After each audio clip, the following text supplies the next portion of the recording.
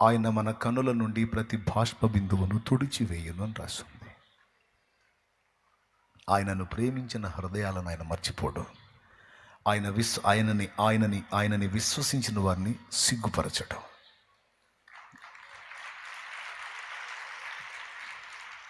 First మీకు ఆలోచన రావాలి. ఆలోచించి చెప్పండి. ఒక రోగిని స్వస్థపరిచింది దైవ శక్తి లేకపోతే వాళ్ళు ఉంచిన విశ్వాసమా? మీరు పెంకులోడ తీసి ఒకడిని 4 కోళ్ళకి మంచానికి కట్టేసి తాళ్ళు కట్టేసి ఒకడిని పక్షవాతపు జబ్బు వ్యక్తిని యేసు ప్రభు ముందుకు దించుతారు. అక్కడ ఒక మాట ఉంటుంది, ఆయన వారి విశ్వాసము చూచి, వాళ్ళ విశ్వాసం, ఫ్రెండ్స్ విశ్వాసం చూసి ఇతన్ని స్వస్థపరుస్తాడు. ఎక్కడన్నా చూడు, జబ్బు ఉన్నవాడి విశ్వాసం అన్నా చూస్తున్నాడు, లేదా వాని పక్షమున ఇతరుల విశ్వాసం అన్నా చూస్తున్నాడు. మీరు గమనించాలి. సమస్య ఉన్నవాడి విశ్వాసమైనా పరిగణలో తీసుకుంటున్నాడు, లేదా వాని పక్షాన ఇతరుల విశ్వాసమైనా పరిగణలో తీసుకుంటున్నాడు. మొత్తానికి ఎవరిదో ఒకరిది విశ్వాసం పరిగణలో తీసుకొని దేవుడు కార్యాలు చేయటం అనేది అయితే స్పష్టంగా మనం గుర్తించాల్సినటువంటి విషయం. ఏమైనా అర్థమవుతుందని నేను చెప్పేది? ఎంతమందికి అర్థమవుతుందో ఒకసారి చేతులు ఎత్తండి. అర్థమైతే రైట్, స్తోత్రం చెప్పండి ఒకసారి. ఇక్కడ ప్రతి చోట కూడా ఏం చెప్తున్నాడంటే, నీ విశ్వాసము నిన్ను స్వస్థపరిచెను, నీ విశ్వాసమే నీ కళ్ళు తెరిచింది పో, నీ విశ్వాసమే నీ రోగాన్ని స్వస్థపరిచింది పో, నీ విశ్వాసమే నీవు విశ్వసించిన ప్రకారమే అయ్యిద్ది పో అని విశ్వాసాన్ని హైలైట్ చేస్తున్నాడు. అందుకే మిమ్మల్ని అడిగాను, మన విశ్వాసమా సమస్యను పరిష్కరిస్తుంది, లేకపోతే దైవ శక్తే? నాకు తెలుసు మీరు ఏదో ఒకటే చెప్తారని, ఇందాక నుంచి చూస్తున్నా. వాస్తవం ఏంటంటే మీరు 2 చెప్పాలి. మనం ఉంచిన విశ్వాసము ద్వారా దేవుని శక్తి పనిచేసి సమస్య తీరుతుంది. అది పూర్ణ సమాధానం, పరిపూర్ణ సమాధానం. ఒకవేళ దేవుని దగ్గర శక్తి ఎంతున్నా మన దగ్గర విశ్వాసం లేకపోతే ఆ శక్తి మనల్ని స్వస్థపరచజాలదు. సింపుల్గా మీకు అర్థమయ్యేటట్టు చెప్తా. ప్రపంచంలో ఉన్న మనుషులందరూ రక్షణ పొందనోళ్ళ? ప్రపంచంలో ఉన్న మనుషులు చాలామంది, కోట్ల మంది మనుషులు ఉన్నారు. అందరూ రక్షణ పొందినోళ్ళ? పొందినోళ్ళు ఉన్నారు, పొందనోళ్ళు ఉన్నారు. మరి దేవుడు అందరినీ రక్షించేయచ్చు కదా? దేవుడు అందరినీ రక్షించవచ్చు కదా? దేవుడు అందరినీ విడిపించవచ్చు కదా? దేవుడు అందరినీ స్వస్థపరచవచ్చు కదా? కానీ జరుగుతుందా? ఎవరికి రక్షణ? నమ్మి బాప్తిస్మం పొందువాడు రక్షింపబడును, నమ్మని వానికి శిక్ష. అంటే సమాజంలో చాలామంది వ్యక్తులున్నా అందరినీ ప్రభు రక్షించడానికి అవకాశం లేదు. ఎందుకంటే ఎంతమంది ఆయనను విశ్వసించారో, విశ్వసించిన వారికే సమస్తము చేయాలని దేవుడు డిసైడ్ చేశాడు. తనను ఎందరు అంగీకరించారో, తనను ఎందరు విశ్వసించారో, తనను ఎందరు ఆహ్వానించారో వాళ్ళ జీవితాల్లోనే కార్యాలు జరగాలి. ఇది దేవుని నియమం. అందుకే ఆయన పిలుస్తున్నాడు, ప్రయాసపడి భారము మోయిచున్న సమస్త జనులారా నా యొద్దకు రండి, నేను మీకు విశ్రాంతిని కలుగజేతును. నేను సాత్వికుడను, దీన మనస్సు గలవాడను, నా కాడి సులువు, నా భారము తేలిక. నా యొద్దకు వచ్చి నా కాడి మీ మీద ఎత్తుకొని నా యొద్ద నేర్చుకొనుడి, అప్పుడు మీ ప్రాణములకు విశ్రాంతి కలుగును అని నా ప్రభు మాట్లాడాడు. ఎంతమంది యేసు ప్రభు దగ్గర రావడానికి ఇష్టపడుతున్నారు? ఎంతమంది అయితే ఇష్టపడి అడుగు ముందుకేశారో వారందరూ రక్షింపబడుతున్నారు, నిత్య జీవానికి వారసులు అవుతున్నారు. దేవునికి చెందినవన్నీ కూడా ఇప్పుడు స్వతంత్రించుకుంటున్నారు, రేపు భవిష్యత్తులో సమృద్ధిగా స్వతంత్రించుకోబోతున్నారు. రానోళ్ళు ఎందుకు రాలా? కులాన్ని బట్టి రాలా కొంతమంది, మతాన్ని బట్టి రాలా కొంతమంది, వ్యసనాలను వదిలిపెట్టుకోవడానికి మనసు లేక రాలా కొంతమంది, అక్రమ సంబంధాలను తెంచుకోవడానికి ఇష్టం లేక రాలా కొంతమంది. ఎందుకంటే యేసు ప్రభు దగ్గరికి వస్తే ఆ లింకులు కట్ చేయమంటాడు. ఆ కట్ చేయమంటాం అనేది లేకపోతే బాగుండు, అందరూ వచ్చేస్తారు, కానీ కట్ చేయమంటాడు, అది నచ్చదు జనాలకి. కాబట్టి లింకులు తెంచుకోవడానికి ఇష్టం లేక కొంతమంది రాలా. కొంతమంది మనుషులు చేసే విమర్శలకు రాలా, రకరకాల కారణాల చేత కొంతమంది రాలేదు ప్రభు దగ్గరికి. కొంతమంది అవిశ్వాసాన్ని బట్టి రాలా. అవన్నీ జరుగుతాయంటావా, అవన్నీ నిజమంటావా, వీళ్ళు చేయండి ఏంది, ఆయన చేసేది ఏంది ఏందో అనుకుని కొంతమంది అవిశ్వాసంతో రాలా. ఇక్కడ యేసు ప్రభు చెప్తున్నాడు ఏంటంటే, ఎందరు విశ్వసించారో వాళ్ళని మాత్రమే రక్షించడానికి అవకాశం కుదిరిద్ది, విశ్వసించని వాడిని రక్షించడానికి ఛాన్సెస్ లేవు అని తేల్చేశాడు. ఈరోజు కోట్ల మంది మనుషులున్నా అందులో కొందరు మాత్రమే రక్షణలోకి రావడానికి గల కారణం, కొందరు మాత్రమే ఆయనను అంగీకరించారు, ఆయన విశ్వసించారు. వారికి మాత్రమే ఆ రక్షణ దక్కుతుంది, ఆ విడుదల దక్కుతుంది, ఆ నిత్య స్వాస్థ్యం దక్కుతుంది. ఆయనను విశ్వసించిన వాళ్ళకి ఛాన్స్ లేదు. దేవునికి స్తోత్రం కలుగునుగాక. హల్లెలూయా.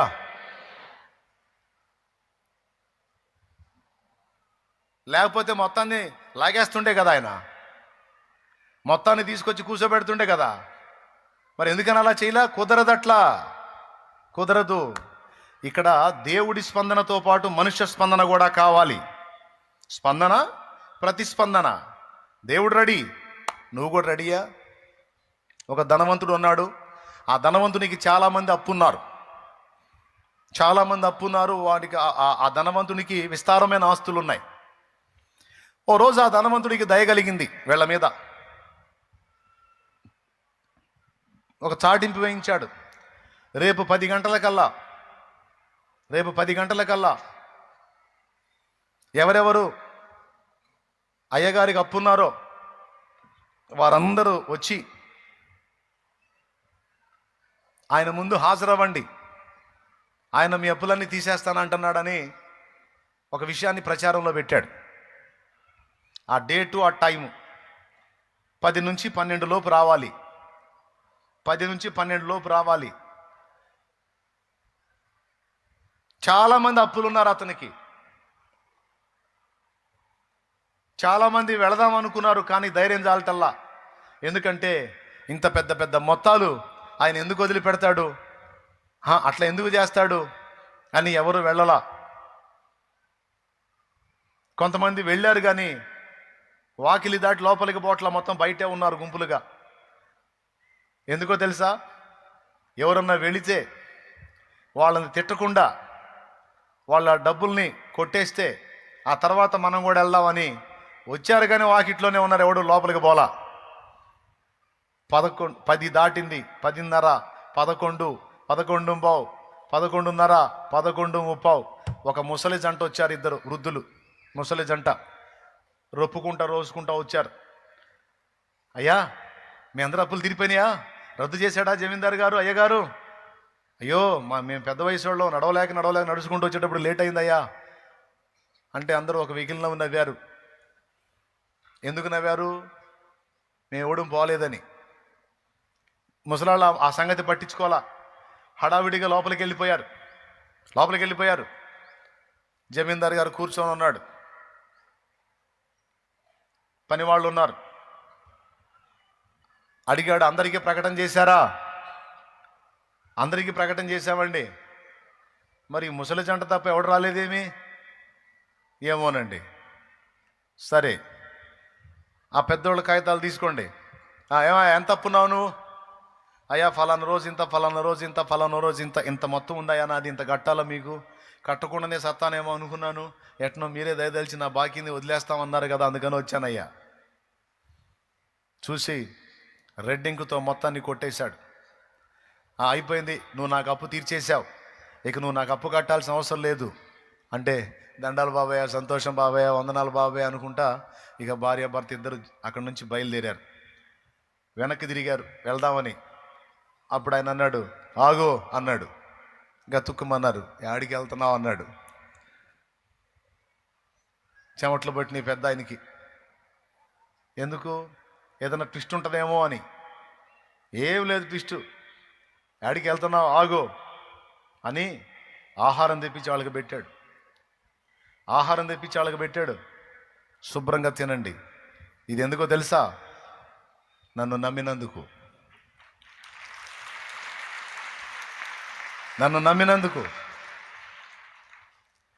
మళ్ళా కొంత డబ్బు ఇచ్చాడు. ఇది ఎందుకో తెలుసా? నన్ను నమ్మినందుకు. ఈ ఆహారం తినండి, ఈ డబ్బు తీసుకోండి. ఇంకా మూడో కారణం ఎందుకు ఆపానో తెలుసా? ఇప్పుడు మీరు మీ అప్పు రద్దు చేయబడింది అన్నది మీరు బయటికి పోయి చెబితే మొత్తం వస్తారు. అట్టా రావడం నాకు ఇష్టం లేదు. వాళ్ళుగా నన్ను విశ్వసించాలి, తమంతట తాముగా రావాలి. కాబట్టి ఆఖరి గంట అయిపోయిన దాకా కూర్చో. ఇదిగో ఈ తిండి తిను, ఈ డబ్బులు తీసుకో, కూర్చో, ఇక్కడ కూర్చో. ఆఖరి గంట కొట్టిందా కూర్చోమని కూర్చోబెట్టాడు. ఎవడు రాలా. బయట నవ్వుకుంటున్నారు, జోకులు వేసుకుంటున్నారు. ఆ పోయిన ముసలి వాళ్ళని ఆడనే కూర్చోబెట్టాడు. ఎవరు సొమ్ము వదిలిపెడతారా? ఎవరు డబ్బులు వదిలిపెడతారు? నేను చెప్పలా, ఏదో బుక్ చేయడానికి స్కెచ్ గీశాడని అని వాళ్ళ మాటలు వాళ్ళు మాట్లాడుకొని వాళ్ళ ఏకలు పక్కపక్కలు బయట ఉండి ఒక్కొక్కడిని ఎత్తిన తట్టెడ అప్పులు పెట్టుకొని 12 కొట్టింది, 12:30 అయిపోయింది. ఇక అయిపోయింది, టైం అయిపోయింది. బయటికి వచ్చి చాటింపు వేశారు, మీకు ఇవ్వబడిన సమయం అయిపోయింది, మీరు ఇళ్ళకి వెళ్ళవచ్చు అని. ఆయన నిలబడి చూస్తున్నారు. ఆ తర్వాత ముసలివాళ్ళు ఇద్దరు బయటకు వచ్చారు, కడుపు నిండా తిని సొమ్ము చేత పట్టుకొని. ఏంటి డబ్బులు ఎక్కడే మీకు? మీ అప్పులు ఏమైనాయి? ఏంది ఇంత ఖుషీగా ఉన్నారంటే వాళ్ళు చెప్పారు, మా అప్పులన్నీ కొట్టివేయబడ్డాయి, ఇదిగో మాకు ప్రతిగా మళ్ళా డబ్బులు ఇచ్చాడు, కమ్మని ఆహారం పెట్టాడు, అబ్బో మాకెంత సంతోషంగా ఉందో అంటే అప్పుడు నోళ్ళు కొట్టుకున్నారు ఒక్కొక్కడు. ఇది మీకు వినటానికి ఎలా ఉందో రేపు చాలామంది రొమ్ము కొట్టుకోబోతున్నారు. రొమ్ము కొట్టుకోబోతున్నారు. ఎందుకో తెలుసా? చాలా మందికి దేవాది దేవుడు, జీవం గల దేవుడు, సర్వశక్తుడైన దేవుడు, ప్రేమ కలిగిన దేవుడు, కృపగల దేవుడు, ప్రాణం పెట్టి తిరిగి లేచిన దేవుడు, మంచివాడైన దేవుడు, యథార్థవంతుడైన దేవుడు, కనికర సంపన్నుడైన దేవుడు, దయాదాక్షిణ్య పూర్ణుడైన దేవుడు అవకాశం ఇస్తే కేవలం విశ్వసించండరా, మీ తప్పులన్నీ కొట్టేస్తా, పాపములన్నీ తీసేస్తాను, రక్తంతో కడిగి పరిశుద్ధపరుస్తాను, మీ పాప శాపం అంతా నేను మోస్తాను, నీ వెల నేను కడతాను, జస్ట్ మీరు విశ్వసించండి, నన్ను వెంబడించండి అన్న ఒక చిన్న పని చేయనందున చాలా మంది తమ బుద్ధిహీనతను చాటుకొని రేపు దెబ్బతింటారు. ఈ చిన్న పని చేసిన అనేకులు రేపు ధన్యులు కాబోతున్నారు.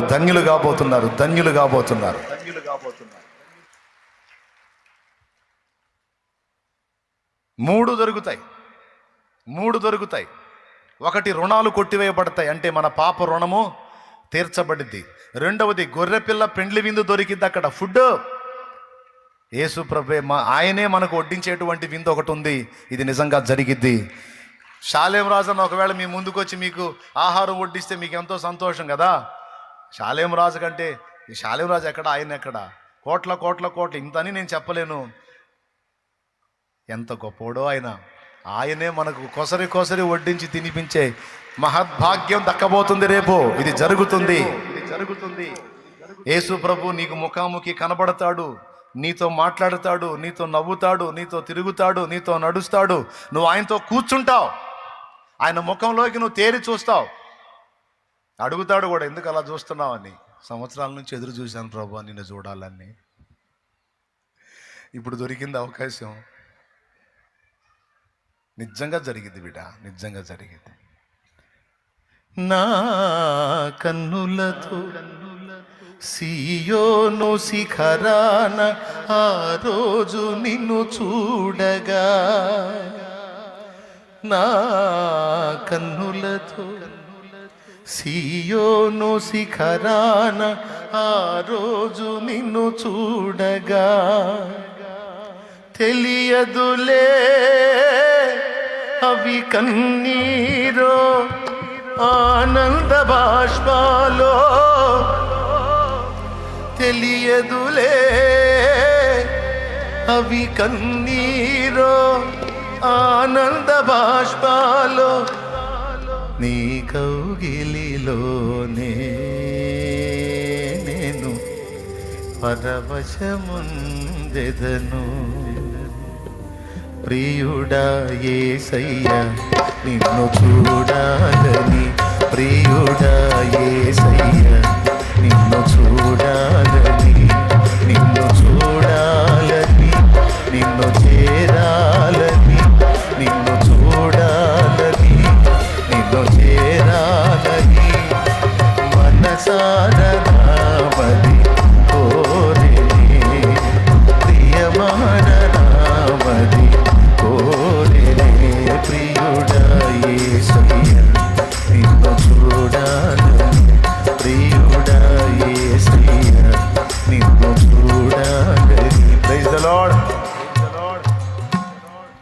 కనపట్లేదు కదా, నువ్వు ప్రేమిస్తున్నావు, ఆయన్ని విశ్వసిస్తున్నావు, ప్రేమిస్తున్నావు.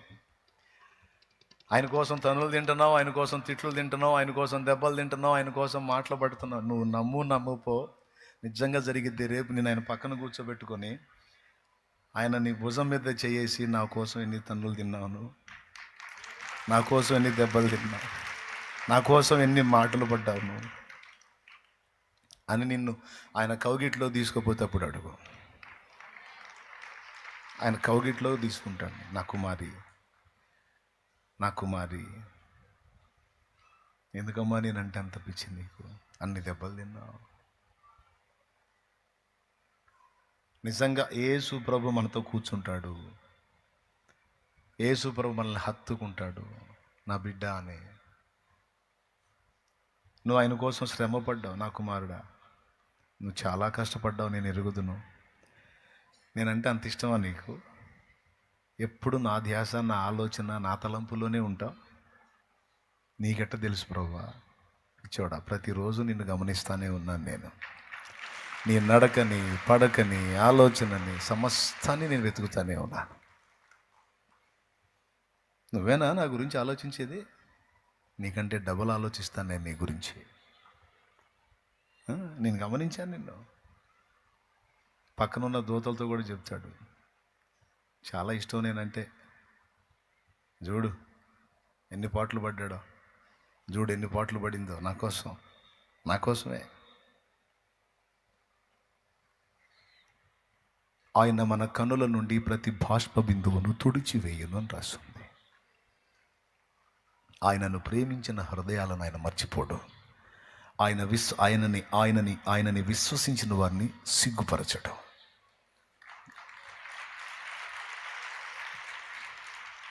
ప్రైజ్ ద లార్డ్, హల్లెలూయా. ఇది ఖచ్చితంగా జరిగింది. మన పాప రుణములను కొట్టివేయటం ఒకటి, మనకు ఆయనే విందు చేయటం ఒకటి, మూడవది బహుమానములు ఇవ్వటం. ఈ మూడు జరుగుతాయి. కానీ ఎవరికి ఇవన్నీ? ఆయనను విశ్వసించిన వారికి. విశ్వసించావు గనుకనే వచ్చి బాప్తిస్మం పొందావు, విశ్వసించావు గనుకనే అనేకులకు సువార్త ప్రకటించావు, విశ్వసించావు గనుకనే ఆయన పని చేశావు, విశ్వసించావు గనుకనే ఆయన కోసం పరిచర్య చేశావు, విశ్వసించావు గనుకనే ఆయన విషయంలో డబ్బు ఖర్చు పెట్టావు, విశ్వసించావు గనుకనే ఆయన పనిలో కష్టపడి రెక్కలు ముక్కలు చేసుకొని ప్రయాసపడ్డావు, విశ్వసించావు గనుకనే ఇవన్నీ చేశావు, విశ్వసించావు గనుకనే మాటలు పడ్డావు, విశ్వసించావు గనుకనే ఆయన నామము నిమిత్తం తన్నులు తిన్నావు, విశ్వసించావు గనుకనే ఆయన నామము నిమిత్తం వెలివేయబడ్డావు, బంధు జనములలో చులకన చేయబడ్డావు, విశ్వసించావు గనుకనే తోలనాడబడ్డావు. నువ్వు ఆయన నామం నిమిత్తం పడుతున్నవన్నీ ఆయన యందు విశ్వాసాన్ని బట్టే చేశావు. ఆయన మీద విశ్వాసం లేకపోతే అంత తెగింపు ఎందుకు తెగిస్తావు? అంత సాహసం ఎందుకు చేస్తావు? అంత ఎందుకు ఆయన కోసం ప్రయాసపడతావు? నువ్వు విశ్వసిస్తున్నావు, అందుకే ఈ ధన్యత నీకు. దేవునికి స్తోత్రం కలుగును గాక. చెప్పండి గట్టిగా. చాలామందిని ఆయన రక్షించలేకపోవడానికి కారణం వారు ఆయనను విశ్వసించకపోవటమే అని రాసుకో. చాలామందిని ఆయన రక్షించలేకపోవడానికి కారణం వారు ఆయనను విశ్వసించకపోవడమే. ఇంకా వేరే కారణం ఏం లేదు. విశ్వసించిన వారిని అందరినీ రక్షించుటకు ఆయన సమర్థుడు. ఆయన ఎన్నిసార్లు విశ్వాసాన్ని ఘనపరిచాడంటే, ఎన్ని చోట్ల బైబిల్లో విశ్వాసాన్ని హైలైట్ చేశాడంటే, చాలా చోట్ల తన శక్తిని కూడా ఘనపరచినంతగా విశ్వాసాన్ని ఘనపరిచాడండి. ఎందుకో తెలుసా? విశ్వాసాన్ని మనం కలిగి ఉంటేనే ఆయన శక్తి మన మీద పనిచేసేది, లేకపోతే పనిచేయదు. అందుకే మీ అందరికీ నేను మొదటి మాటగా చెప్తున్నటువంటి విషయం ఏంటంటే, విశ్వసించుట అనే విషయాన్ని తేలిగ్గా తీసుకోవద్దు. విశ్వాసాన్ని మనం అమర్చుకోవాలి, మొదటిది. రెండవది, విశ్వాసాన్ని డెవలప్ చేసుకోవాలి, అభివృద్ధి పరుచుకోవాలి. రెండవది. మూడవది, విశ్వాసాన్ని ప్రజ్వలింప చేయాలి. 3 సంగతులు. మొట్టమొదటిది విశ్వాసాన్ని అమర్చుకోవాలి. ఇక్కడ మీరు గమనించారు, నీవు విశ్వసించిన ప్రకారమే నీకు అవును గాకపో అన్నాడు. అంటే ఏం విశ్వసించి ప్రభు దగ్గరికి వచ్చాడు? ఆయన దగ్గరకు పోతే నా దాసుడు బాగుపడతాడని విశ్వసించి వచ్చాడు. యేసు ప్రభు ఏమన్నాడు? విశ్వాసంతో వచ్చావు కదా, నీవు విశ్వసించిన ప్రకారమే నీకు అవుతుంది పోమన్నాడు. చివరికి అదే జరిగినట్టు అక్కడ రాసుంది. ఇక్కడ మనం గమనించాల్సింది ఏంటంటే, ఈ ఒక చోట కాదు, మీకు అనేక చోట్ల చూపించాను నేను. కుష్ఠరోగితో ఏమాట అన్నాడు? నీ విశ్వాసం నిన్ను స్వస్థపరిచిన పొమ్ము అన్నాడు. ఎరికో దగ్గర గుడ్డివాడితో ఏమన్నాడు? నీ విశ్వాసమే నిన్ను స్వస్థపరిచింది పో అన్నాడు. రక్తస్రావం గల స్త్రీ దగ్గర ఏమన్నాడు? కుమారి, నీ విశ్వాసము నిన్ను స్వస్థపరిచిన పొమ్ము అన్నాడు. ఇలా అనేక చోట్ల నీ విశ్వాసమే, నీ విశ్వాసమే, నీ విశ్వాసమే అంటే, ఇన్ని చోట్ల ఇన్నిసార్లు ఎందుకు విశ్వాసాన్ని మాట్లాడాడంటే, ఆ విశ్వాసాన్ని మనం ఎలా అమర్చుకుంటామో అలాంటి ఫలితాలే మనం చూస్తామని ఒక చోట కాదు అనేక చోట్ల ప్రభు తానే పలికాడు, రాయించాడు. ఎందుకు ఈ మాట ఇంతసేటు నొక్కి చెప్తున్నానంటే, శత్రువు మనల్ని ఎఫెక్ట్ చేయాలన్న, బాగా వినండి, మీరు తెలివి తక్కువ వాళ్ళు కాదని నేను అనుకుంటున్నా, చురుకైన వాళ్ళని నేను అనుకుంటున్నా, ఈ మాటలు పోగొట్టుకోవద్దు. ఎందుకు ఈ విషయం చెప్తున్నానంటే, శత్రువు మనల్ని డ్యామేజ్ చేయాలన్నా, ప్రభు మనల్ని ఆశీర్వదించి వృద్ధి చేయాలన్నా, ఇద్దరికీ మన విశ్వాసమే ఆధారం. శత్రువు మనల్ని డ్యామేజ్ చేయాలన్నా విశ్వాసాన్ని బట్టే చేస్తాడు. ప్రభు మనల్ని బ్లెస్ చేయాలన్నా, ఆశీర్వదించాలన్నా, ముందుకు నడిపించాలన్నా మన విశ్వాసాన్నే ఆధారం చేసుకొని కార్యం చేస్తాడు. మీకు అర్థమైంది అనుకుంటాను. దేవునికి స్తోత్రం. కోటాలకు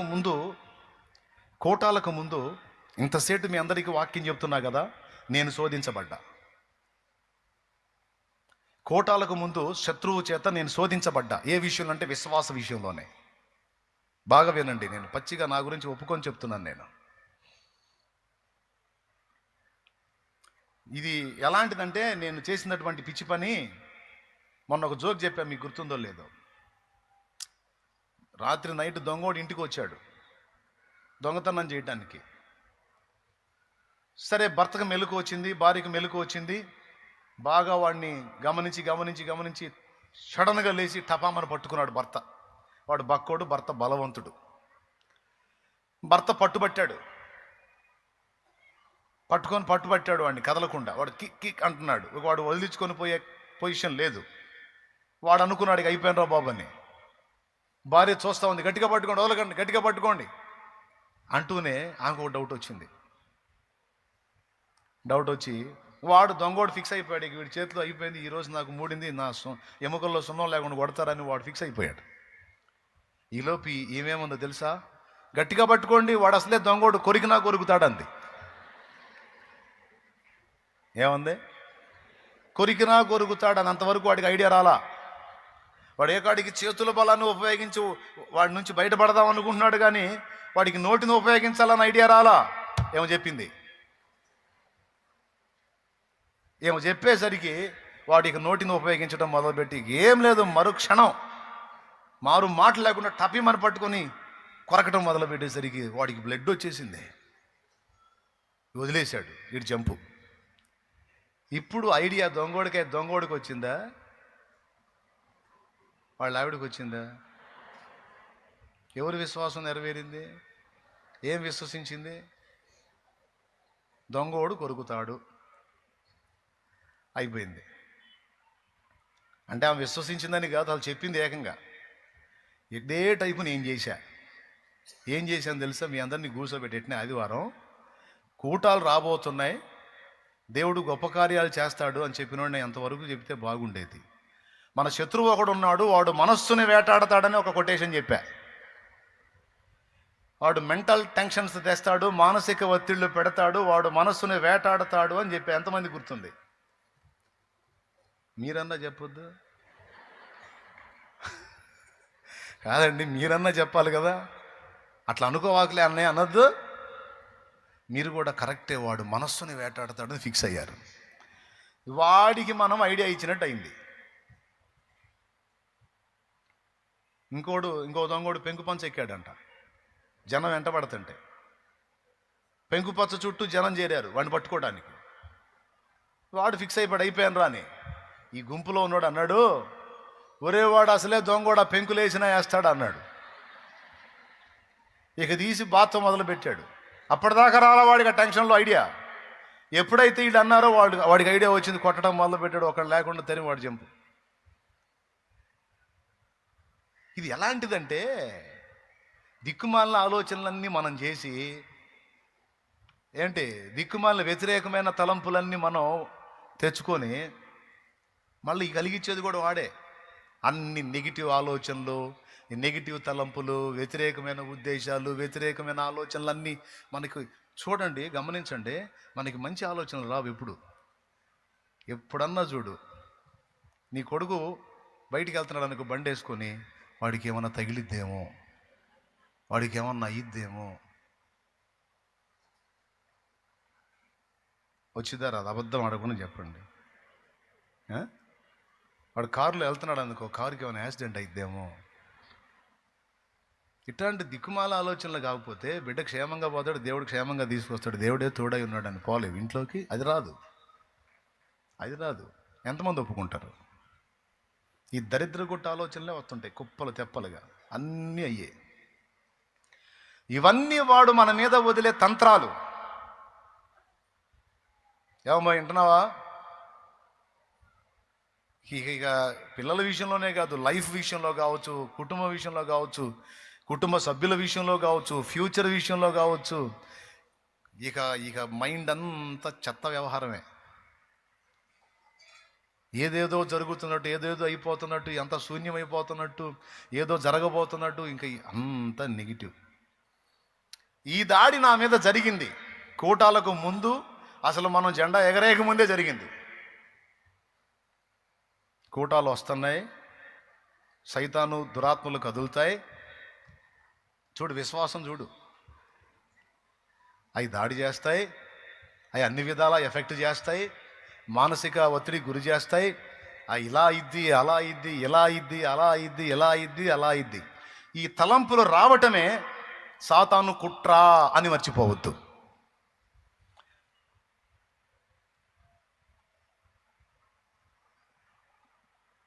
నిజంగా ఆలోచిస్తున్నారు కదా? ఈ మాట నేను మళ్ళీ ఎందుకు చెబుతున్నానంటే, నేను పడ్డ బాధలు మీరు పడకూడదని. దేవునికి స్తోత్రం. సైతానుకు సలహాలు ఇవ్వద్దని. ఈ మనసును వేటాడతాడు అని ఏమంట పలికానో, అది ఏమంట విశ్వసించానో, ఇన్ని రోజులు ఇక వాడు అదే పనిలో ఉన్నాడు. అబ్బా, వీడు భలే ఐడియా ఇచ్చాడు రా, సూపర్ అని ఇక మనసు కృంగిపోయే సన్నివేశాలన్నీ తేవటం మొదలు పెట్టాడు వాడు. చివరికి దేవుని వాక్యంకి వెళ్ళి చూస్తే దేవుని వాక్యం ఏమందో తెలుసా? నీవు విశ్వసించిన ప్రకారమే నీకు అగునుగాక. సరిపోయిందా? లెవెల్ అయింది కదా మొత్తం. ఇప్పుడు అదేంది ప్రభా, ఇట్ అవుతుంది ఏంది ప్రభా? నమ్మావు కదరా, మనస్సుని వేటాడతాడని నమ్మావుగా, మొదలుపెట్టాడు ఆటవాడు. అదేంది ప్రభా?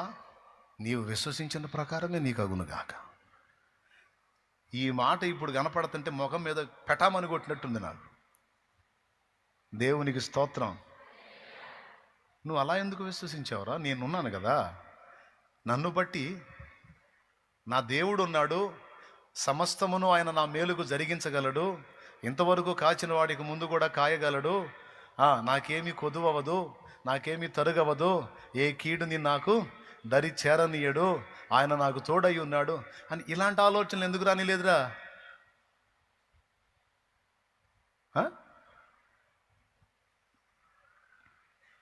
దీనికి తోడు ఒక పాట రాసుకున్నా, మళ్ళీ వాడికి ఇంకా ఏకదం సంతకం పెట్టించినట్టు, నా వేదనకు మితి లేదు. ఏమన్నుంది?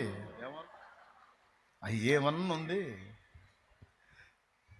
నా శోకానికి తుది లేదు,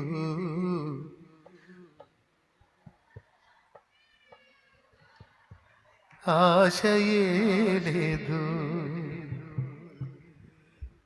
దేవుడు అంటున్నాడు, అరే ఇట్లాంటి మాటలు కాకపోతే ఏ అపాయము నా గుడారము సమీపించనీయగా, ఏ అపాయము నా గుడారము సమీపించనీయగా, నా మార్గములన్నిటిలో నీవే ఆశ్రయమైనందున, నా మార్గములన్నిటిలో నీవే ఆశ్రయమైనందున, కృపామయుడా నీలో నా కృపామయుడా నీలో నివసింపజేసినందున, ఇదిగో నా స్తుతుల సింహాసనం నీలో నివసింపజేసినందున, ఇదిగో నా స్తుతుల సింహాసనం కృపామయుడా.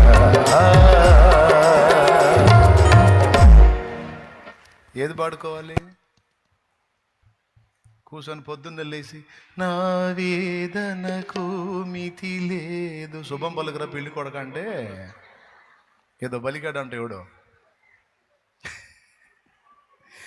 నాశో ఏదో తేడా పడ్డట్టుందని అందుకని మారుతుంది పోయా. ఆ పాట దాటిపోబోకయ్య అనే పాట మీరు పాడితే మీ బాధలు సాధలు ఇరుగులు ఇబ్బందులు ఊహించుకొని పాడొద్దు. మరి అందుగాక ఎందుకన్నా ఆ పాట అని అడుగు. ఏం ఊహించుకొని పాడతారంటే ఆత్మల రక్షణ దైవ సేవను మాత్రమే ఊహించుకొని పాడు.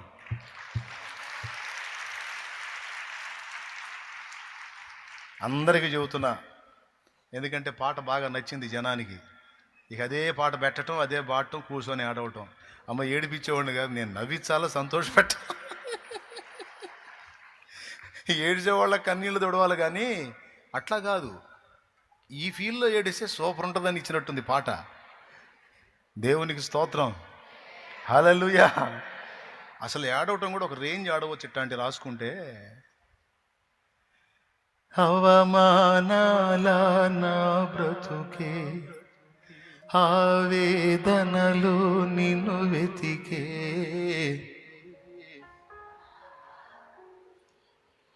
నేను చెబుతున్నా అప్పులను బట్టి పాట పాడొద్దు, ఎందుకంటే ఇంకా ఎక్కువ అవుతాయి. మీకు అర్థమవుతుందో లేదో నేను చెబుతున్నా. అప్పులోళ్ళారా, అప్పులను బట్టి పాట పాడారా డబుల్ అయింది. పాడదు. ఏం చేద్దాం, నేను చేసిన పనికి నేనే విరుగుడు చెప్పుకుంటున్నా. ఈ విరుగుడు తీసుకోకపోతే మొత్తం బుక్ అవుతారు. ఇక కూర్చొని ఏ చిన్న ఇబ్బంది వచ్చినా నా వేదన మితిలే అనుకుంటా కూర్చుంటారు. ఇక దేవునికి స్తోత్రం కలుగును గాక, హల్లెలూయా. నేను చెప్పింది మీకు క్లారిటీ ఉందా, అర్థమవుతుందా? అందుకే నేనే విరుగుడు చెబుతున్నా. యేసయ్య సన్నిధి కోసం ఆ పాట పాడు. నువ్వు రావాలి, నువ్వు నాతో ఉండాలి, నీ కోసం నేను ఎదురు చూస్తున్నాను, నాకు ఇంకా అన్ని విషయాల్లో నువ్వు చూసుకుంటావు, నాకు అది కాదు, నాకు నువ్వు కావాలి, నిన్ను కలుసుకోవాలని, నిన్ను చూడాలని, నీ స్పర్శను అనుభవించాలని నేను నీ కోసం వేదన పడుతున్నాను, ఆత్మల కోసం బాధపడుతున్నాను, పరిచర్య కోసం బాధపడుతున్నానని ఆ ఒక్క పాయింట్లోనే నువ్వు ఆ పాట పాడు, ఏడు. అప్పుల గురించి కానీ, రోగం గురించి కానీ, ఏ సమస్య గురించి కానీ ఆ పాట పాడతా ఏడిచావా డబల్ అయిద్ది, డబల్ అయిద్ది. మరి ఏ పాట పాడాలి? ఏ పాట పాడాలి? పలుగాకి లోకం నిందించిన ఏకాకివై నీవు రోదించిన అవమాన పర్వాలు ముగిసేనులే, ఆనంద గీతాలు పాడేరులే. నవ్వినోళ్ళంత నీ ముందు తలను వంచేరు ఇక ముందు, నవ్వినోళ్ళంత నీ ముందు తలను వంచేరు ఇక ముందు. ఉందిలే దీవెనా ఎందుక వేదన, పొందిన యాదన దేవుడే మరచునా.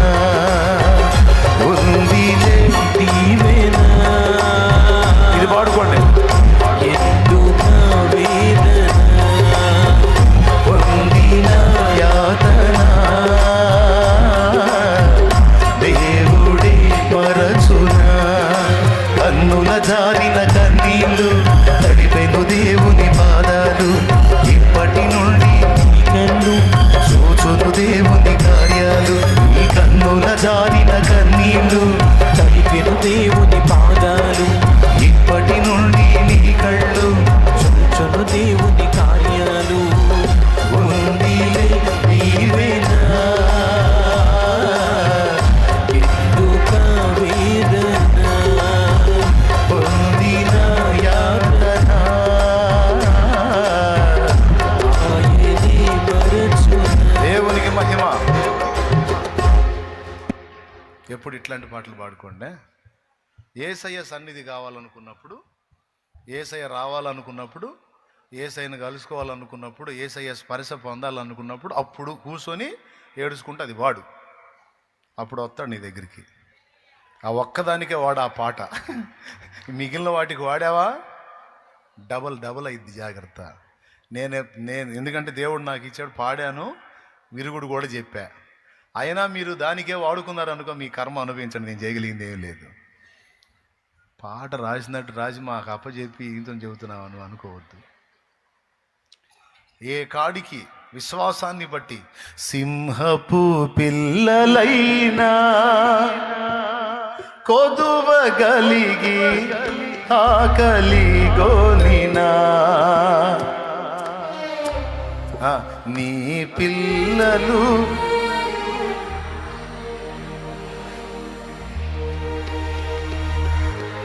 ఆకలితో అలమటింతురా. నీ పిల్లలు ఆకలితో అలమటింతురా, నీవున్నంత వరకు. నీ పిల్లలు ఆకలితో అలమటింతురా, నీవున్నంత వరకు. ఆశ్చర్యకరుడా నా ఆలోచన కర్తవు, ఆశ్చర్యకరుడా నా ఆలోచన కర్తవు. నిత్యుడగు తండ్రివి నా శాలేము రాజు, నిత్యుడగు తండ్రివి నా శాలేము రాజు. ఆశ్చర్యకరుడా నా ఆలోచన కర్తవు. దేవునికి మహిమ. అది కాపాడినావు. ఇంకా తర్వాత ఏమో అనొద్దు. కొంతమంది ఇక ఇప్పుడు ఆ పాట పాడుకుంటే ఇక తర్వాత ఏమో. ఈ పాట అయితే కాపాడెదవు ఇక ముందు నిన్ను మరువ నీకే. అది ఓకేనా? చివరికి అదే పాట పాడుకుంటూ కూర్చున్నారనుకో. ఏ పాట కూర్చున్నారనుకో, చివరికి నన్ను తీసుకొని పోయా అని పాడుకోవాల్సి వచ్చింది. వద్దు ఉండి సేవ చేయాలా. అందుకని ఏ పాటను ఎక్కడ వాడాలి అక్కడ వాడమ్మా. లేకపోతే వాడు ఒకడు ఉన్నాడు, సైతానుగాడు, మనకు శోధకుడు. ఆనందంగా ఉండాల్సింది మనల్ని ఏడిపిస్తా కూర్చోబెడతాడు. క్లియర్గా అర్థమైందా? ఎంతమందికి అర్థమైంది? అబద్ధాలు ఆడకుండా చెప్పండి. చాలా సంతోషంగా ఉంది నాకు. దేవునికి స్తోత్రం. అమ్మయ్య బిడ్డలందరికీ ముందు, ఎందుకంటే అన్ని పాటల కంటే ఆ పాట స్పీడ్గా పోతుంది. మీరు ఎంతమందిని ఏడిపిస్తుందో ఏం పాట. అందుకని ఇప్పుడు నేను చెప్పిన వాక్యం కూడా షేర్ చేయండి. అందరికీ పోవాలి, ఈ అంశం పోవాలా. పోయి వాళ్ళ విశ్వాసాన్ని అమర్చుకోవటం, బ్యాలెన్స్ చేసుకోవాలి. దొంగోడికి పెంకులు ఇవ్వద్దు, దొంగోడికి మన తలకాయలు పగలగొట్టే పెంకుల సలహా ఇవ్వద్దు, దొంగోడికి కొరుకుతాడనే సలహా ఇవ్వద్దు. సైతాను గాడికి అట్టిచ్చా నేను కోటాలకు ముందు. నేను పెద్ద పనికి పూనుకుంటున్నా, వాడు మనసును వేటాడుతాడు, నా కోసం స్పెషల్గా ప్రార్థన చేయండి అని చెప్తే వాడికి అదే పని మొదలుపెట్టాడు. ఏంది దేవా అంటే, నీ విశ్వసించిన ప్రకారం నీకు అవును గాక అని ఆయన చేయి చూపిస్తున్నాడు. ఇదేమిటి తండ్రి అంటే ఎవడు నమ్మమన్నాడు రా నిన్నట్ట, ఎవడు నమ్మమన్నాడు రా నిన్నట్ల. నువ్వు వాడిని బలవంతుణ్ణి చేశావు, వాడిని బలవంతుణ్ణి చేశావు నువ్వు. వాడి కంటే బలవంతుణ్ణి నేను గానా. ప్రభు ఉన్నాడు, ఆయన నమ్మదగిన వాడు, సమస్తమును ఆశీర్వాదకరంగా జరిగిస్తాడు, ఏ కీడు కలగనీయడని నీవు నా గురించి చెప్పకుండా వాడు మనసులు వేటాడతాడు, హృదయాలు వేటాడతాడు, వేటగాడు, పోటుగాడు, నీటుగాడు, కేటుగాడు, వాడి గురించి ఎందుకురా నీగా, ఎందుకురా సోది మొహవాడు అంటే నాకు అర్థమైపోయిందా, తేడా పడ్డారా బాయని. ఇప్పుడు మీకు కూడా అట్నే కనపడుతున్నానా? అట్నే కనపడతాం, మరి చేసేది ఏముంది? ఒకవేళ మీరు కూడా నా టైప్ ఆలోచిస్తే మీరు కూడా సోది మొహం వాళ్ళే. దేవునికి స్తోత్రం. మొత్తం మరి మేము కూడా అంతే, సోది మొహం వాడిని ఎంబడిచ్చేటప్పుడు అట్టంటి వాళ్ళం కాక అట్టంటి వాళ్ళం అవుతాం. పొర్రపాటును కూడా మనం ఇక్కడ రానియద్దు. వదో మనం విశ్వాసాన్ని అమర్చుకోవలసిన విధానం, అమర్చుకోవలసిన విధంగానే అమర్చుకోవాలి. మనమైతే కీడును విశ్వసించొద్దు, మేలును విశ్వసిద్దాం. మనమైతే అపజయాన్ని విశ్వసించొద్దు, జయాన్ని విశ్వసిద్దాం. ఏం టెన్షన్ పడకండి, మళ్ళీ నేను మార్చుకున్నా. ఎప్పుడైతే నేను అనుకున్న ప్రకారం మొత్తం రివర్స్ అవుతున్నాయో అప్పుడు నేను ఇంకో పదం ఎత్తుకున్నా. ఏంటో తెలుసా? జరుగుతున్నవన్నీ కూడా నాకు మేలులుగా నా దేవుడు మారుస్తాడు. జరుగుతున్నవన్నీ కూడా నాకు మేలులుగా నా దేవుడు మారుస్తాడు. నా దేవుడు ఘనకార్యానికి పూనుకున్నాడు, గొప్ప కార్యాలు చేయబోతున్నాడు. ఓ ఇవన్నీ జరుగుతున్నాయంటే నా దేవుడు కదులుతాడు కదులుతాడు కదులుతాడు అని ఇక చిన్నగా అడుదిరిగా ఇక దేవుణ్ణి మయంపరుచుకోవటం మొదలుపెట్టా. చివరికి అదే జరిగింది. ఏటా రక్షణ పొంది ఆత్మలకి డబల్ రక్షణ పొందటం, అభిషేకాలు జరగటం, విస్తారమైన ఆత్మలు కదిలించబడటం పిచ్చ పిచ్చగా జరిగింది.